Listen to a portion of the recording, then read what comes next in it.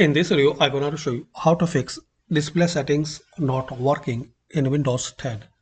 So friends, if you are using Windows 10 PC or laptop and you are facing this error, display setting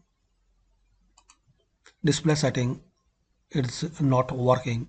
So to fix this error, click on Start, then type CMD. Right click on Command Prompt and click on Run as Administrator. It will ask permission, so click on Yes.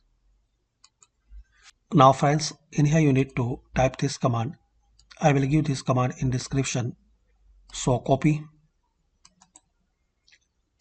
and paste here. So right click on this top bar, then edit, then paste and press enter. Now wait for a while. It will take about half an hour to complete this procedure.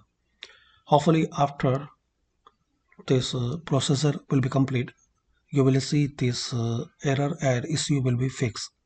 Thanks for watching. Please comment this video work for you or not.